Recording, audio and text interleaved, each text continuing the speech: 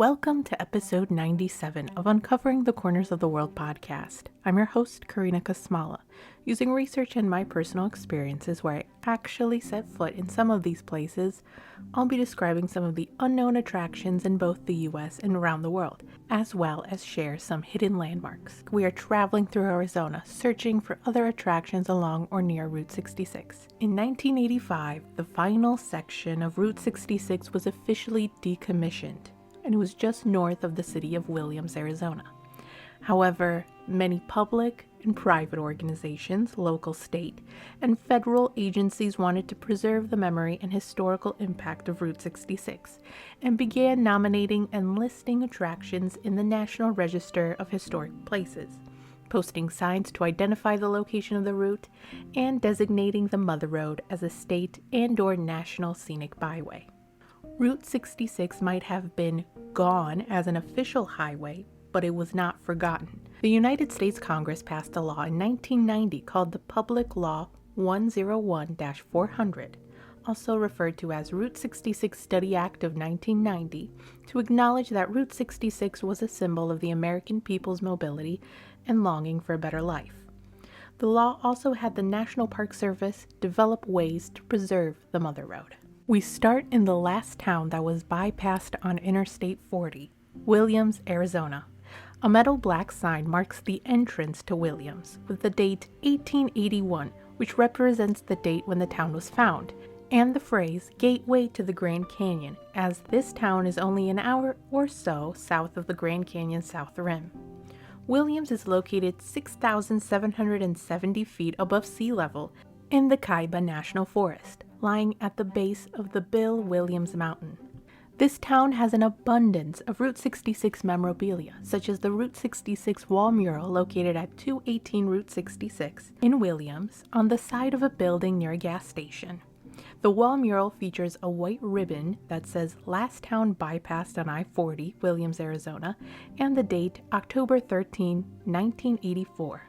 Underneath the ribbon are painted white historic Route 66 shields. Across the street from the mural is a diner called the Cruisers Route 66 Cafe, which serves American classic foods and desserts. Not too far from the cafe is Cars of the Mother Road gift shop, located at 341 West Route 66 in Williams.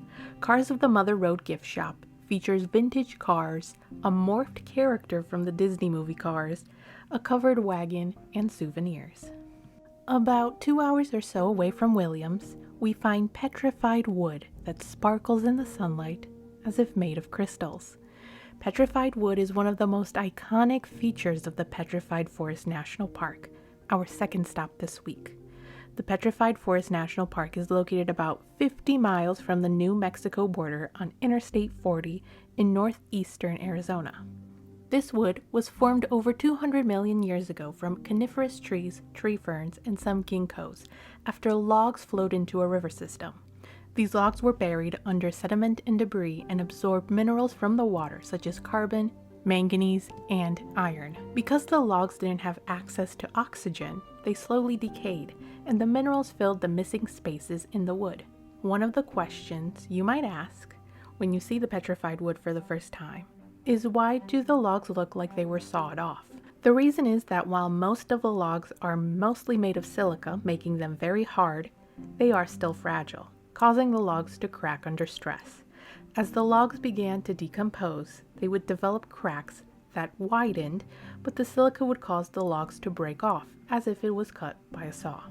Besides petrified wood, the Petrified Forest National Park also has colorful landforms running against the road that travel throughout the park, such as the Blue Mesa that contains gray, purple, blue, green mudstones and sandstone beds, creating a striped pattern. The park is also known for its fossils from the Triassic period, estimated to have taken place 252 to 201 million years ago. The Triassic period is sometimes called the dawn of the dinosaurs because it appeared before the Jurassic period. The fossils found in the park are fossilized plants and reptiles. Visitors can take a closer look at these fossils at the Museum Demonstration Lab at the Painted Desert Visitor Center, located in the Petrified Forest National Park. As the only national park where Route 66 passes through, there is a section of the park dedicated to the historic Route 66. Against the backdrop of the short grass prairie and a line of telephone poles is the rusty body of a 1932 Studebaker car just north of the Interstate 40 overpass. The car is an art piece donated by Frank and Rhonda Doble of the Arizona Automotive Service of Holbrook, Arizona. About 50,000 years ago, a meteor hurtled at around 40,000 miles an hour toward Earth and plummeted into the earth, leaving behind a bowl-shaped hole in what today is known as Arizona. On the Colorado Plateau between Winslow and Flagstaff, Arizona, we unearthed the impact of the meteor crater at the Meteor Crater Natural Landmark at I-40 East 233 in Winslow, Arizona. Imagine placing 20 football fields at the bottom of the crater. That is roughly the size of it. The crater measures 570 feet deep, about a mile wide, and is about 4,000 feet in diameter. The crater is mostly comprised of nickel and iron. Considered the best preserved and first proven meteor crater on Earth, the meteor crater also goes by the name Beringer Meteor Crater, after the man who identified that the crater was caused by a meteorite. However, the crater did go through many name changes before then. In 1871, the crater was called Franklin's Hole, named after Franklin, who was a scout to General Custer. Then, local settlers called it Coon Butte, thinking the hole was the remains of an extinct volcano. Years later, in 1886, iron-nickel meteorites were discovered by a sheep herder. Around that same time, Chief Geologist of the United States Geological Survey, G.K. Gilbert, visited the crater, inspected the field evidence, and determined that the crater was caused by a volcano. It wasn't until 1902 that a Philadelphia mining engineer, Daniel Moreau Beringer, was thinking of the crater as a mining site for iron, and he believed that the crater was caused by a meteorite. In 1903, he was determined to prove his theory. For the next 2.5 decades, he conducted research and experiments. One such experiment that supported his theory was that a rifle bullet fired into thick mud created a round hole, even if the shot was at a low angle. This experiment, along with the meteorite fragments found on the northeast side of the crater, led to the belief that the meteorite hurled toward Earth at an angle. The crater has eroded over time, where it lost about 20 feet or 6 meters in elevation on the rim, and the bottom of the crater is covered with debris and sand. A large fragment of the meteorite named the Holsinger meteorite of the 150-foot Meteor can be seen in the exhibit.